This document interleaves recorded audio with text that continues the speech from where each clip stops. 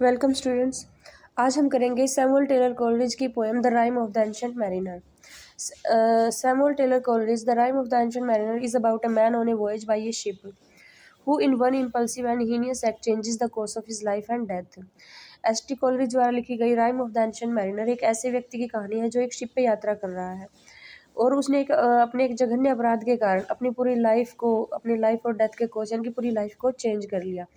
The mariner faces an inner struggle over the crime he has committed. जो वो mariner है, नाविक है, वो एक आंतरिक संघर्ष का सामना कर रहा है उस अपराध के कारण जो उसने किया है। And must understand his actions and perform his penance. अब उसको उसने जो कार्य किया है उसको समझना, उसके ऊपर कार्य करना और पश्चाताप करना जरूरी हो गया उसके लिए। He must also learn to abandon his negative views and openly accept all of God's creatures. अब उसको क्या करना पड़ेगा कि अपने जो नेगेटिव विचार है उनको छोड़ना पड़ेगा और गॉड के जितने भी क्रिएचर्स हैं उनको अपनाना पड़ेगा, यानी कि उनसे प्यार करना पड़ेगा। The voyage now becomes a journey of learning important lesson in accountability, acceptance, forgiveness and repentance. अब ये पूरी की पूरी जर्नी जो है उस व्यक्ति की, वो उसको सिखा देती है जिम्मेवारी की भावना को, एक्सेप्टेंस की, स्वीकार करने की भावना को, क्षमा करने की भावना को और पश्चाताप करने की भावना, यानी कि वो व्यक्ति पूरी तरह बदल जाता है पूरी जर्नी के दौरान ही। After the mariner kills the albatross it is hung around his neck so he can understand the seriousness of his act. जब उसने एक पक्षी को मार दिया था, उसका नाम था अल्बाट्रोस, जो ऐसे ही उड़ के उनके जहाज पे आके बैठ गया था।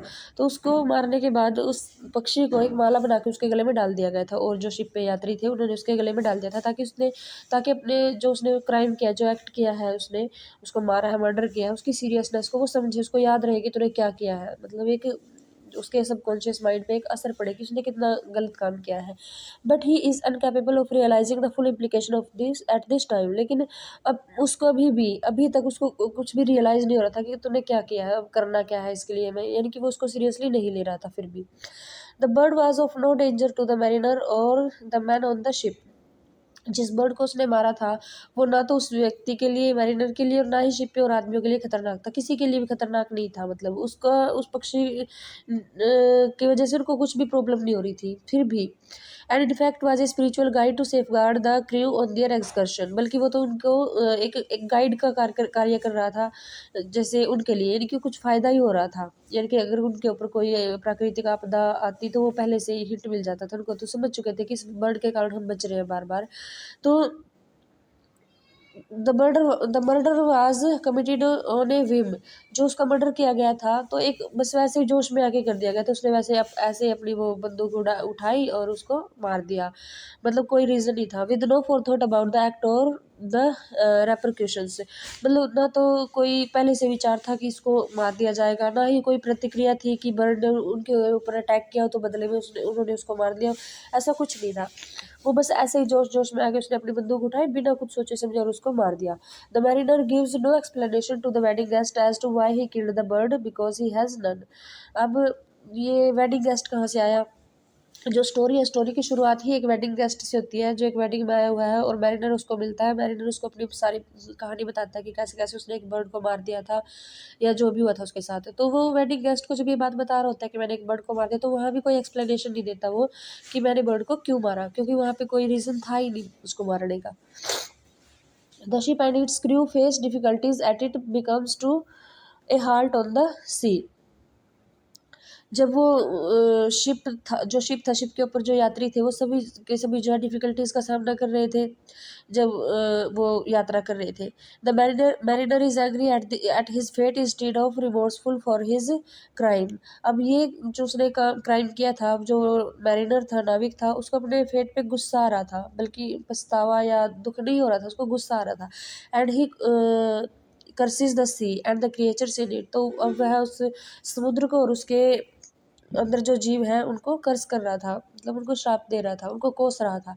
He has not learn to cherish all of God's creation and he will pay a price for this. उसने गॉड की क्रिएशंस को चेरिश नहीं किया, मतलब अपनाया नहीं, उनका आदर नहीं किया, तो इसके बदले में उसको क्या एक प्राइस पे करना पड़ा। ए ship approaches and he is dumbfounded to come face to face with death and life in death। अब मतलब ये काम उन्होंने कर दिया, वो आगे आगे चलते जा रहे हैं, तो उनके रास्ते में उनको एक और शिप आता हुआ दिखाई देता है। मतलब वो एक डिफ़िकल्टी में फँस जाते हैं। एक ऐसा माहौल वहाँ पे बन जाता है कि ना तो उनका शिप आगे जा रहा है, ना पीछे जा रहा है, बिल्कुल नहीं हिल रहा। तब उन्होंने देखा कि एक और शिप उनकी तरफ आ रहा है, तो वो उसको देखकर हक्के-बक्के रह जाते हैं। डम्ब का मतलब हक्के-बक्के रह जाना, कि ये हमारा शिप तो हिल भी नहीं रहा और दूसरी तरफ से एक और शिप आ रहा है, वो कैसे चल पा रहा है? तो वो उसमें से जो वो फेस टू फेस होते हैं death and life in death, उसमें दो व्यक्ति हैं जो एक गेम खेल रहे हैं। उस गेम के द्वारा with roll of the dice, वो एक डाइस का गेम, डाइस फेंक फेंक के जैसे गेम खेल रहे, पासे फेंकने वाला।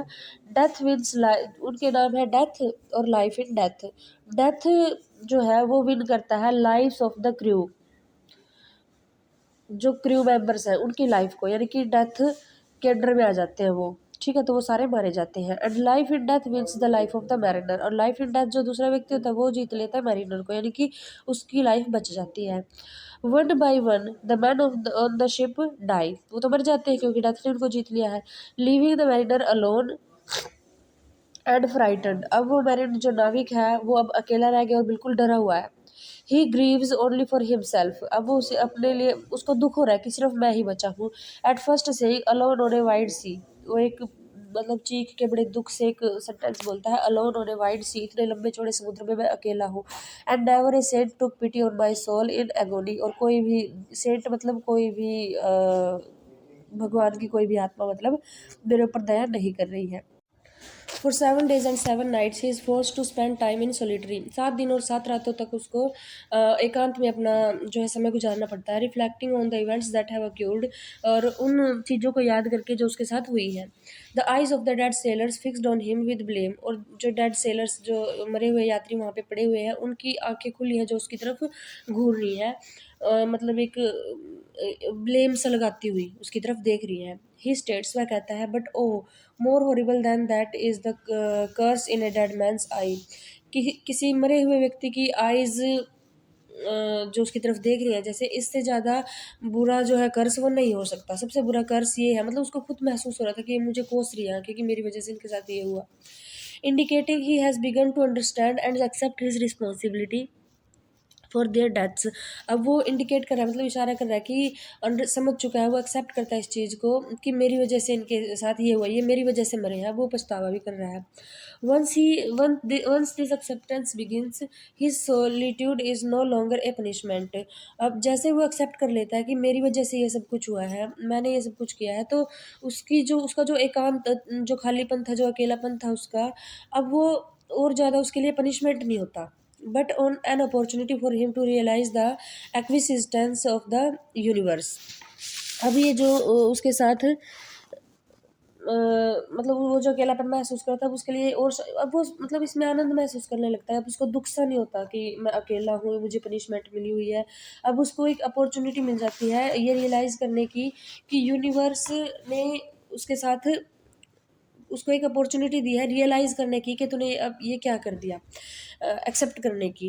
As he watches the water snakes he begins to perceive them differently, अब जब वो वाटर स्नेक्स को देखता है, यानी कि जो ये समुद्र के जो जीव होते हैं, स्नेक्स होते हैं, और भी जीव मान सकते हैं यहाँ पे, तो अब वो उनको डिफरेंटली परसीव करता है, यानी कि पहले जो वो समुद्री जीवों से नफरत करता था अब ऐसा नहीं है। And suddenly their beauty becomes apparent to him for the first time, और अचानक से उनकी ब्यूटी उसके लिए एक स्पष्ट हो जाती है, मतलब उनको वो ब्यूटीफुल मानने लग जाता है, ठीक है।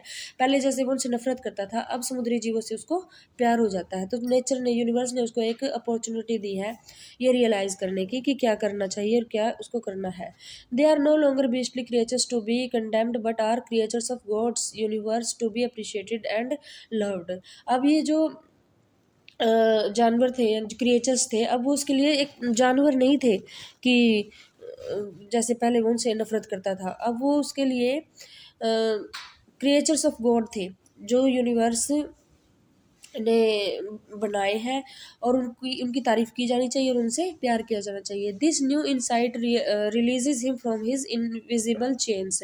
अब ये जो नई इंसाइट थी, ये जो उसका नया फीलिंग थी जो उसके अंदर जागृत हुई है, ये उसको रिलीज कर देती है उसके इनविजिबल चेन से, मतलब जिनमें वो जकड़ा हुआ था, जिन जंजीरों में वो जकड़ा हुआ था इनविजिबल चेन्स में, वो आज़ाद हो जाता है उनसे। And he is able to offer a blessing for water snakes. अब वो इतना सक्षम है कि वाटर स्नेक्स को एक ब्लेसिंग दे सकता है, मतलब अब उसके मुंह से कुछ ब्लेसिंग्स के वर्ड्स उनके लिए निकल सकते हैं। The albatross falls from his neck. Albatross की जो वो माला डली हुई थी उसके गले में, वो अपने आप नीचे गिर जाती है into the sea. And he is on the verge of learning that mysterious and omnipotent spirits govern his destiny. और अब वो ये सीख जाता है कि कुछ मिस्टीरियस और कुछ जैसे पवित्र आत्माएं उसके ऊपर शासन कर रही है, उसके भाग्य के ऊपर शासन कर रही है। ठीक है, मतलब उसको ये हो जाता है कि गॉड या गॉड के कुछ एंजल्स मेरे साथ हैं।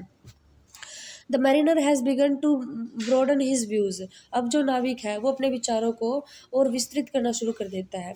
And acknowledge the spiritual wonder and joys of the universe. अब वो स्पिरिचुअल वंडर्स को और यूनिवर्स के जॉयज को जानना शुरू कर देता है। ठीक है, स्पिरिचुअल वंडर्स मतलब जो ये चमत्कार वगैरह होते हैं हमारे साथ, आध्यात्मिक जो चमत्कार होते हैं, और यूनिवर्स के जो यूनिवर्स ने हमारे हर एक चीज़ हमारे जॉय के लिए बनाई है, ये हमारे ऊपर डिपेंड करता है कि हम उसमें आनंद लें या नफरत करें उनसे। तो ये चीज़ें वो शुरू कर देता है, आनंद लेना उसमें और चमत्कारों को महसूस करना शुरू कर देता है। He has learn to release his negative views. वो सीख जाता है कि नेगेटिव व्यूज़ को किस तरह रिलीज करना है, नेगेटिव व्यूज़ को किस तरह छोड़ देना है। And by doing so he set free the spirits of his dead shipmates. और ये ऐसा करते हुए वो जो स्पिरिट्स यानी कि जो वो डेड बॉडीज पड़ी हुई थी उनमें स्पिरिट्स आ जाती है। ठीक है, वो जिंदा होने लगते हैं। Their spirits rise aiding the mariner in his journey. ये स्पिरिट्स खड़ी हो जाती हैं उसकी जर्नी में हेल्प करने के लिए, यानी कि अब उसको घर पहुंचाने के लिए home. And guiding him to the hermit. एक उसको घर पहुंचाने के लिए वो उसकी हेल्प के लिए खड़ी हो जाती हैं और उसको एक साधु से मिलवाती है। अब ये नहीं कि वो बंदे जिंदा हो चुके हैं जिसको जो मरे हुए थे। अब जो गॉड की तरफ से कुछ एंजल्स कुछ स्पिरिट्स आई जो जिन्होंने उन बॉडीज में एंट्री की और उसकी हेल्प के लिए वो खड़ी हो गई। Even though the albatross is no longer hung from his neck. और अब जो है अल्बाट्रोस की जो माला अब उसके गले में नहीं है। And the ship is back on course home. अब वो शिप भी उसके घर की तरफ जा रहा है। The mariner has not found absolution. लेकिन फिर भी मैरिनर को एब्सोल्यूशन नहीं है, वो अभी भी शांत नहीं है कि वो बिल्कुल मतलब सुखी है, अभी भी कुछ ना कुछ बाकी है सीखना उसके लिए। The polar spirits confirm this when they remark. जो पोलर स्पिरिट्स जो वो स्पिरिट्स डेड बॉडीज में एंट्री की है जिन्होंने, वो कन्फर्म करती है confirms his this when they remark the man that penance done and penance more will do। कि एक व्यक्ति जो पश्चाताप करता है तो वो पश्चाताप है उसके लिए बहुत कुछ कर देता है, पश्चाताप करने से उसके जीवन में बहुत कुछ हो सकता है, वो स्पिरिट उसको बताती है। The mariner has learn another lesson. अब उसको एक और लेसन मिला। Forgiveness must be asked for and it must be also be earn. कि फॉरगिवनेस क्षमा को मांगा भी जा सकता है और इसको अर्जित भी किया जा सकता है, ये उसने सीख लिया। अब it is the hermit that he seeks in order to ask exculpation for this transgression. अब उसको एक हर्मिट मिलता है, वो उसको आगे के जो ज्ञान ज्ञान है वो रहता है उसका, उसको दे देता है। Though the albatross is no longer hung around his neck the mariner still has the image of its blood in his mind. अब अल्बाट्रोस जो उसके नेक में नहीं है लेकिन फिर भी उसको इमेजिन करता है, मतलब कि उसका ब्लड जो है वो टपक रहा है। ठीक है, उसके ब्लड को इमेजिन करता है। He pursues the hermit because he will shrieve my soul. वो हर्मिट का पीछा करता है, इनकी हर्मिट्स को पूछता है कि मुझे बताओ। He will shrieve my soul. वो जो है मेरे सोल को के ऊपर शासन कर रहा है, मतलब जो अपराध उसने किया है। He shrieve my soul he'll wash away the albatross blood. कि मैं मुझे ऐसा कुछ बताओ कि मैं अल्बाट्रोस के ब्लड को वॉश कर दूँ। He feels that if he can have the opportunity to ask for exoneration. अब वो सोचता है कि अगर उसको पुनर्स्थापना की, यानी कि एक्सोनरेशन होता है रीबिल्ड करना किसी चीज़ को, पुनर्स्थापना का मौका अगर उसको मिल जाए, he can be released from the inner turmoil, तो जो आंतरिक संघर्ष है उसका वो उससे आज़ाद हो सकता है। ही इज एक्सपीरियंस जो उसको महसूस हो रहा है, यानी कि अगर मुझे कि मैं एक और मौका चाहता हूँ कि अगर वो चीज़ रीबिल्ड हो सके, मैं वो समय वापस आ जाए कि मैं उस पक्षी को ना मारूं, तो मेरी जो आत्मा को है शांति मिलेगी। The hermit asks the mariner what manner of man are you, वो जो साधु है वो उसको पूछता है, रास्ते में उसको एक साधु मिलता है घर जाने से पहले, तो वो उसको पूछता है कि तुम किस तरह के आदमी हो, giving him the opportunity to admit his sins and ask for his penance. अब वो उसको बोलता है, मौका देता है एक, कि अपने पापों को एडमिट करो, क्या कहते हैं, एक्सेप्ट करो, और पिनांस होती है सजा, पनिशमेंट, पनिशमेंट मांगो भाई, सजा मांगो अपने लिए। Once he spills his story to the hermit, a feeling of freedom overcomes him. अब जब वो अपनी स्टोरी जो है हर्मिट को बताता है, जैसे जैसे बताता जाता है तो वो एक फ्रीडम महसूस करता जाता है, ठीक है। It is this feeling he will spend endless days, और ये ऐसी फीलिंग है जो उसको अनंत काल तक महसूस होती रहेगी। And nights, days and night seeking, he is force to spend eternity repeating his story. अब उसको फोर्स किया जाता है कि वो लगातार अपनी स्टोरी को मतलब रिपीट करता रहे, searching for the person capable of forgiving his sins दो नो वन कैन। अब वो जब हरमिट को अपनी स्टोरी सुनाता है तो उसको महसूस होता है कि मैं कुछ रिलीफ महसूस कर रहा हूँ, तो हरमिट बोलता है कि तुम्हें अपनी इस स्टोरी को, अगर तुम्हें इस तरह जो है रिलीफ मिल रहा है, तो अपनी स्टोरी को तुम्हें रिपीट करते रहना पड़ेगा, यानी कि तुम जहाँ भी जाओगे एक व्यक्ति को ढूंढोगे, अपनी स्टोरी उसे सुनाओगे, तुम्हें ये लगातार करते रहना पड़ेगा अपने आप को खाली करने के लिए। The question then, he has the mariner found redemption, has the mariner found redemption. अब ये है क्वेश्चन, ये है कि क्या उसको छुटकारा मिल चुका है मैरिनर को। The answer would be no, he has not, नहीं अभी तक उसको छुटकारा नहीं मिला। Redemption brings peace and mariner has not found the peace, क्योंकि रिडेम्पशन जो है, छुटकारा मिलने से शांति मिलती है, लेकिन उसको अभी तक शांति नहीं मिली है। द क्राइम हुआ सेंसलेस, लेकिन उसने जो क्राइम किया है वो सेंसलेस है, अनुभवहीन है। Which makes it much more difficult for anyone to understand और फॉरगिव, जो किसी के लिए भी समझना जो है बहुत मुश्किल होता है, और माफ़ करना भी बहुत मुश्किल होता है। इवन द हर्मिट, बल्कि साधु के लिए भी, हर्मिट के लिए भी उसको माफ़ करना मुश्किल हो जाता है। He has been given a permanent penance to perform, उसको एक परमानेंट पनिशमेंट दी जाती है जो उसको करती रहनी पड़ेगी। Wandering the earth and telling his story, कि उसको धरती पे मतलब घूमते रहना पड़ेगा और हर एक को अपनी स्टोरी सुनाते रहनी पड़ेगी। While he may experience a brief period of serenity, और जब उसको एक शांति का अनुभव हो जाएगा आफ्टर ईच स्टोरी टेलिंग, यानी कि हर एक स्टोरी टेलिंग के बाद उसको एक शांति का अनुभव होगा। द गिल्ट इनएविटेबली रिटर्न्स, और इसी तरह एक बार तो वो शांति को महसूस कर लेगा, लेकिन वो गिल्ट फिर से वापस आ जाएगा। And he must go through the cycle again, और फिर उसको यही इसी तरह अपनी स्टोरी दूसरों को बताती रहनी पड़ेगी शांति प्राप्त करने के लिए। Lesson have been learned but the mariner will pay the price of his sin for eternity. उसने लेसन्स तो मतलब वो सीख चुका है, उसको ज्ञान तो मिल चुका है, लेकिन अपने जो उसने सिन पाप किया है उसके लिए उसको जो है प्राइस पे करती रहनी पड़ेगी।